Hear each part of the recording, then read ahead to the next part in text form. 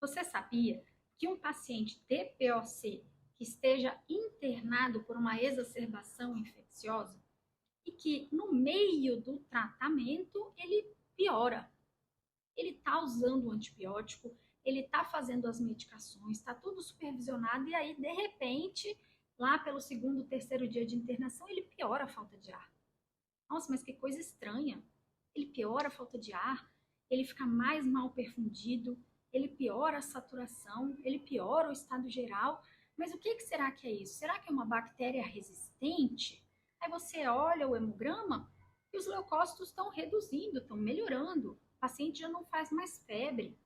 Nossa, mas o que será que pode ser que pode ter descompensado esse paciente DPOC que está internado? Se isso acontece com o seu paciente, pense sempre em TEP. Isso mesmo, embolia pulmonar.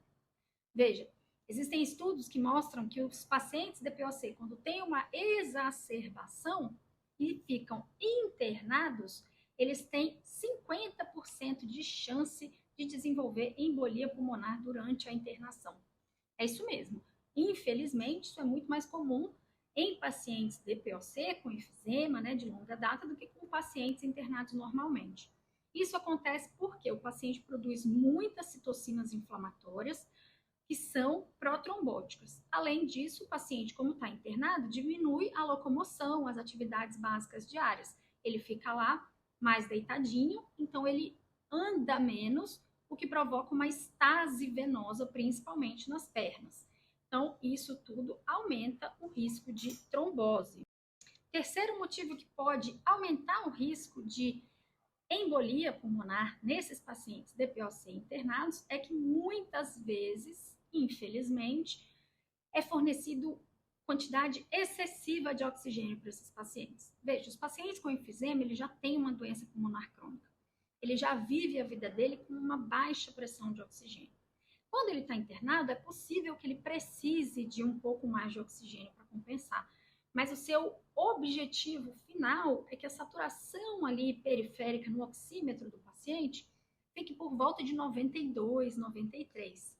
E quando essa saturação fica mais alta, acaba produzindo muito radical livre. E o radical livre aumenta a lesão endotelial, ou seja, prejudica dentro do vaso sanguíneo, causando lesões ali que vão fragilizar os vasos, aumentando o risco de trombose. E aí, logicamente, o paciente que está internado está fazendo fisioterapia respiratória e motora. A trombose formou lá na perna dele e durante a fisioterapia, logicamente, ele tem que se mexer. Nisso que ele se mexe, ou que ele levanta para ir no banheiro, ou que ele vai andar no corredor, porque ele está se sentindo um pouco melhor, esse trombo formado, geralmente membro inferior, descola da perna, sobe e vai para lá no pulmão. E aí isso impacta um pulmão que já é prejudicado. Então, essa embolia piora a troca gasosa e acaba também fazendo com que o coração tenha que fazer mais esforço para bombear contra um gradiente de pressão maior dentro do pulmão. Com isso, o paciente perfunde pior, fica mais cianótico, fica mais dispneico, tem pressão alterada e fica taquicárdico de novo. Nesse momento, o que você precisa fazer? Suspeitar de embolia. E quando você suspeita de embolia, o que você deve pedir? Angiotomografia. Jamais peça dedímero, tá bom? Dedímero não serve para nada, muito menos para um paciente durante internação hospitalar.